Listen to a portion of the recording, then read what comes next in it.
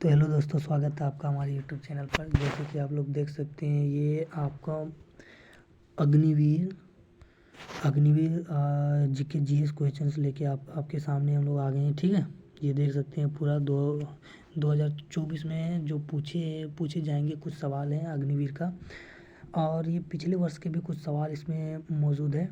तो इस सभी सवालों को अभी हम देखेंगे। इसमें सब्जेक्टिव प्लस ऑब्जेक्टिव दोनों सवाल है। ठीक है, अग्निवीर जीके जीएस है का क्वेश्चन है। ठीक है, तो इसमें सब्जेक्टिव भी है और ऑब्जेक्टिव भी है, दोनों प्रकार के क्वेश्चन है। ये आप लोग देख सकते हैं। अभी ये इतना सारा क्वेश्चन अभी हम लोग करेंगे। ठीक है, तो चलिए शुरू करते हैं क्वेश्चन को करने, वीडियो स्टार्ट करते हैं। अगर आप हमारे यूट्यूब चैनल पर पहली बार आए हैं तो सब्सक्राइब जरूर कीजिएगा, शेयर कीजिएगा, लाइक कीजिएगा। धन्यवाद। चलो शुरू करते हैं।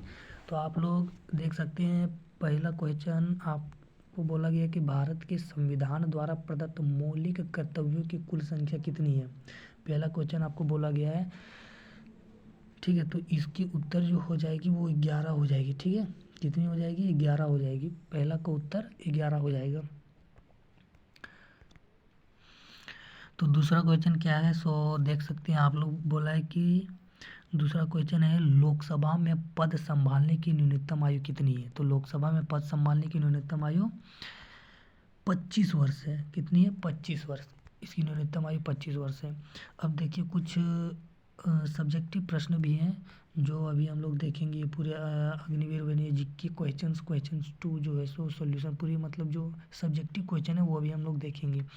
क्या बोल रहा है कि संसद सदस्य के रूप में चुने जाने के लिए, ठीक है, व्यक्ति को राज्यसभा के मामले में 30 वर्ष से कम आयु का भारतीय नागरिक होना चाहिए। देखो, अगर संसद में कोई व्यक्ति को चुना जाता है, ठीक है, वो एक तो पहली भारतीय होना चाहिए, ठीक है, और राज्यसभा के मामले में उसे 30 वर्ष से कम आयु, मतलब 30 वर्ष से कम आयु होनी चाहिए। ठीक, दूसरा क्या बोल रहा है, पहला पॉइंट है, और लोकसभा के मामले में उसकी आयु 25 वर्ष से कम नहीं होनी चाहिए। मतलब अगर हम राज्यसभा की बात करें तो 30 वर्ष से कम आयु होनी चाहिए, और दूसरी बात, अगर हम लोकसभा के मामले में बात करें तो वो 25 वर्ष से कम की आयु नहीं होनी चाहिए। ठीक, उसके उसके बाद क्या बोला है कि लोकसभा के सदस्य लोकसभा अध्यक्ष का चुनाव करते हैं।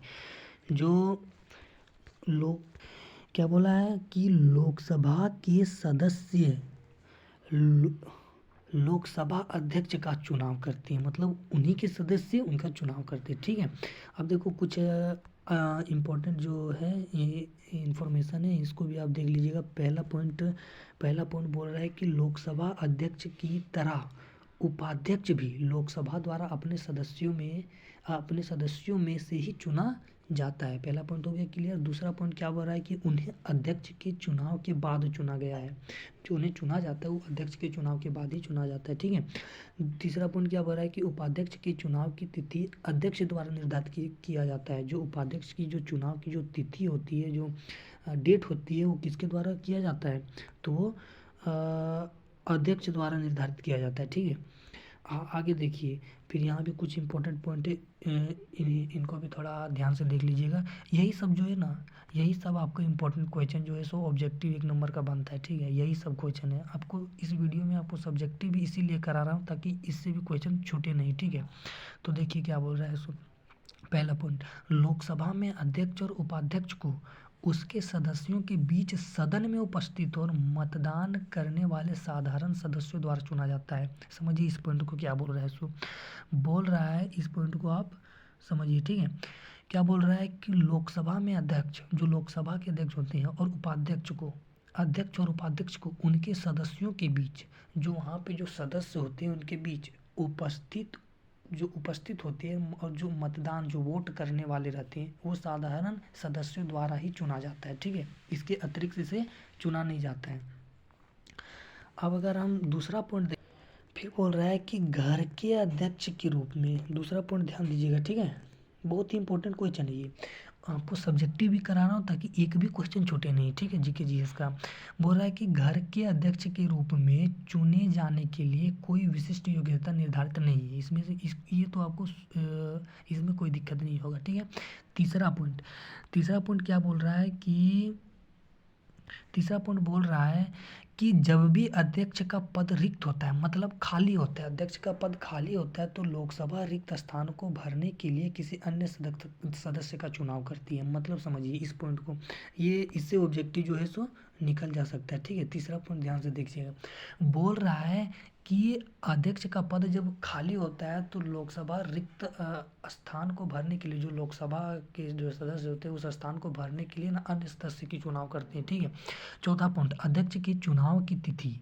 राष्ट्रपति द्वारा निर्धारित की जाती है। इसको आप इम्पोर्टेंट लिख लीजिएगा, इस पॉइंट को जो है ना, इस पॉइंट को जो है सो आप इम्पोर्टेंट कर लीजिए, बहुत ही इम्पोर्टेंट है। इस पॉइंट को आप जो है ना इम्पोर्टेंट कर लीजिए।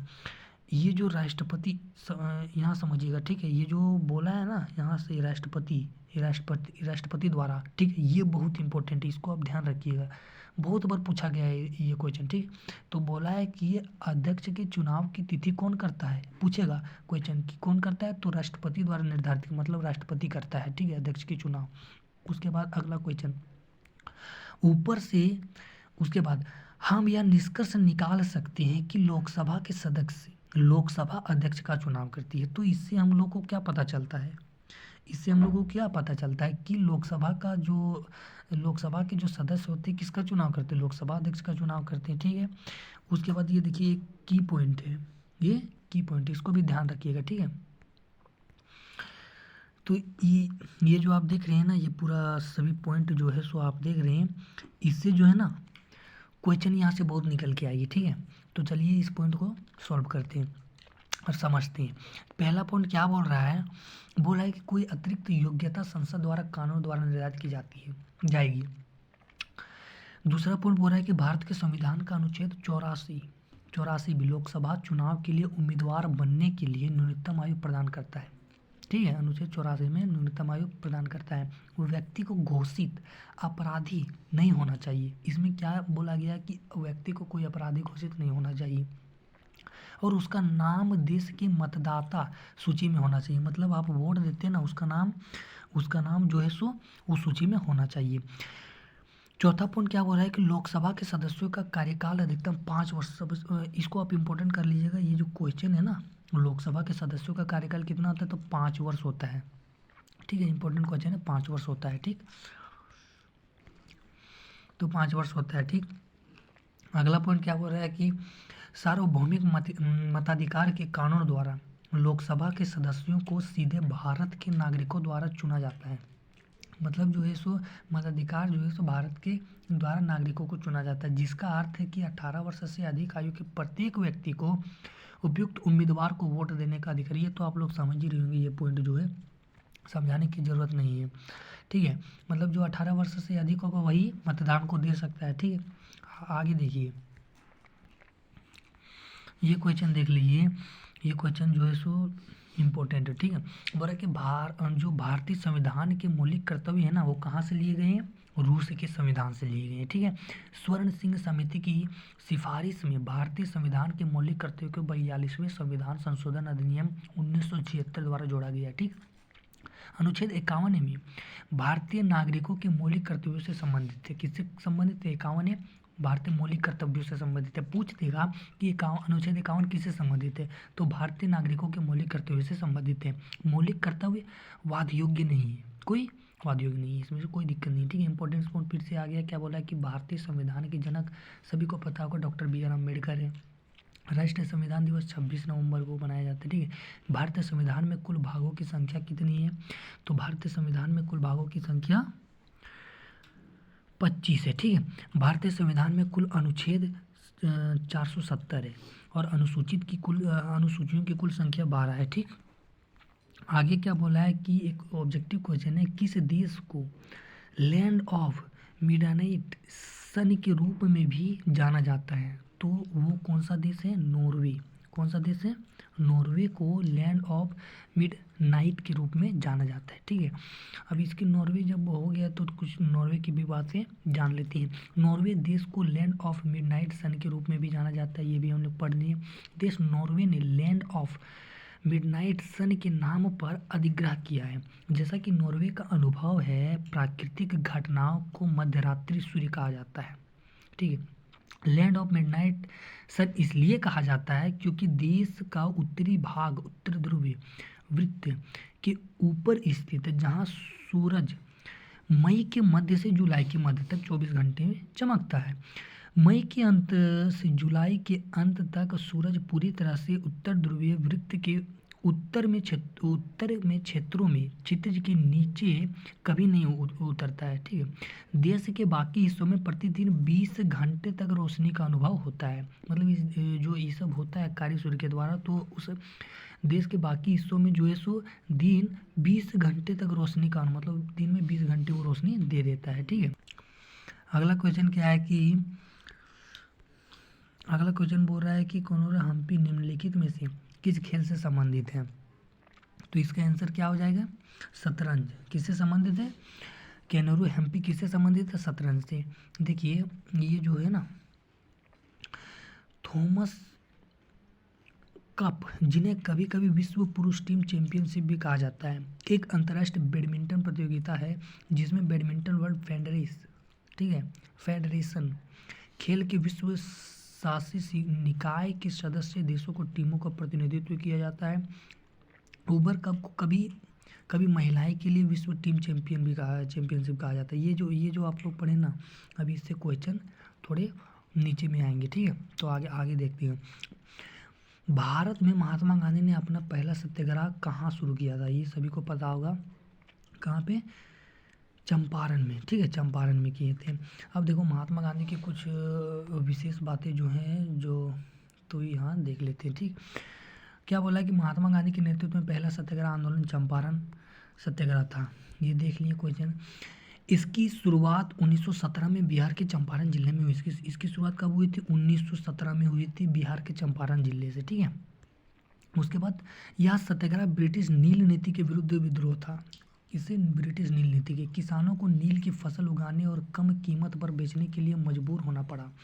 तो ऐसे ही एक उत्पीड़ित नील किसान पंडित राजकुमार शुक्ल के अनुरोध पर गांधी जी चंपारण पहुंचे और गांधी जी के साथ ये जो है ना, ये तीन, इसको आप याद रखिएगा। बाबू राज किशोर प्रसाद थे, डॉक्टर अनुराग नारायण सिन्हा थे और डॉक्टर राजेंद्र प्रसाद थे। ठीक है, सत्याग्रह शब्द का प्रयोग पहली बार रोलेट एक्ट विरोध आंदोलन में किया गया था। अब देखो इससे क्वेश्चन निकलता है कि रोलेट एक्ट कब हुआ था? तो 1919 में हुआ था। ठीक है, रोलेट एक्ट 1919 में हुआ था।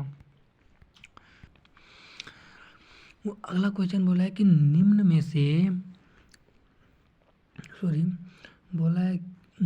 से कौन माउंट एवरेस्ट पर 2 बार चढ़ाई करने वाली पहली महिला थी? तो ये तो आप लोगों को पता होगा कि संतोष यादव। कौन थे? संतोष यादव। शायद 10th में इसको पढ़ना था इंग्लिश के चैप्टर में। चलिए हटाइए वो बात। अब देखिए कुछ संतोष यादव के बारे में जान लेते। संतोष यादव, देखिए जो है ना कुछ इनके बारे में जान लेते। ठीक है, संतोष यादव एक भारतीय पर्वतारोही थे। वो भारतीय थे। वह माउंट एवरेस्ट पर 2 बार चढ़ाई करने वाली दुनिया की पहली महिला है और कांगसुंग फेस से माउंट एवरेस्ट पर सफलतापूर्वक चढ़ाई करने वाली पहली महिला है। ठीक है, उनका जन्म 1969 में हुआ था और हरियाणा के छोटे से गांव अल्डेरचिल में रहते थे। ठीक है, माउंट एवरेस्ट को माप करने का उनका पहला मौका मई 1992 में था। इसके बाद मई 1993 में उन्होंने एक और पर्वतारोही की जान बचाई। 1999 में उसने कांगसंग फेस और माउंट एवरेस्ट के एक अन्य पूर्वी चेहरा से भारतीय पर्वतारोहण अभियान का नेतृत्व किया। ठीक है, तो ये समझ में आ गया। एक बार और इसको पढ़ लीजिएगा, अच्छा से नोट कर लीजिए। ये सब जितना भी लिखवा रहे हैं ना, सब इंपॉर्टेंट क्वेश्चन, इसको नोट कर लीजिएगा। ठीक है, अब बोला है कि स्वेज नहर जोड़ती है। तो स्वेज नहर किसको जोड़ती है? स्वेज नहर किसको जोड़ती है? भूमध्य सागर लाल सागर। भूमध्य सागर किसको? लाल सागर को जोड़ती है। ठीक है, कोलार स्वर्ण क्षेत्र किस राज्य में स्थित है? तो कोलार स्वर्ण क्षेत्र जो है सो कर्नाटक में स्थित है। ठीक, उसके बाद प्रथम भारतीय उपग्रह का क्या नाम था? तो प्रथम भारतीय उपग्रह का नाम आर्यभट्ट था। ठीक है, अभी जो कुछ ग्रह भेजे गए हैं वो सब जो है उनका भी जानकारी ले लेना चाहिए। ठीक है, उसके बाद क्या बोला है कि ए पैसेज टू इंडिया उपन्यास किसने लिखा था? तो ये किसने लिखे थे? ये एडवर्ड मॉर्गन फोस्टर ने लिखे थे। ठीक, आगे देखिए, आगे लिखा है कि थॉमस कब किसके साथ जुड़ा हुआ है। अभी इसको पढ़ाएं, ठीक है, आप इसका सही आंसर दीजिए। चलिए, थॉमस कब किसके साथ जुड़ा हुआ है। अभी आपको सब्जेक्टिव में ऊपर पढ़ाएं, जो बोले कि नीचे इससे क्वेश्चन आएगा। तो इसका सही आंसर क्या हो जाएगा? इसका सही आंसर हो जाएगा बैडमिंटन। ठीक, बैडमिंटन हो जाएगा। राज्यसभा के सदस्यों का कार्यकाल कितने वर्ष होता है? तो राज्यसभा के सदस्यों का कार्यकाल 6 वर्ष होता है। राज्यसभा के सदस्यों का कार्यकाल जो है सो 6 वर्ष होता है, और लोकसभा के 5 वर्ष होता है। ठीक है, तो दोस्तों ये था अग्निवीर के कुछ जीके जीएस के बहुत इंपॉर्टेंट क्वेश्चन जो पिछले वर्ष पूछे गए थे, और इस वर्ष भी संभावना है कि पूछी जाएंगी। इसमें आपको पूरी ऑब्जेक्टिव सब्जेक्टिव पूरे दे दिए, जो जो ऑब्जेक्टिव था उससे रिलेटेड कुछ सब्जेक्टिव भी दे दिए, ताकि इससे थोड़ा अधिक ज्ञान आप लोगों को मिले और अच्छी तरह से आप लोग एग्ज़ाम अटेंड कर सकें। तो इसी तरह के क्वेश्चन पाते हैं, और सिर्फ सब्जेक्टिव भी क्वेश्चन इसमें अब अभी जो वैकेंसी आएगी उससे रिलेटेड सब्जेक्टिव क्वेश्चन पूरे डाले जाएंगे। ठीक है, तो इस चैनल को सब्सक्राइब जरूर कर लीजिएगा। थैंक यू, धन्यवाद। जय हिंद, जय भारत, वंदे मातरम।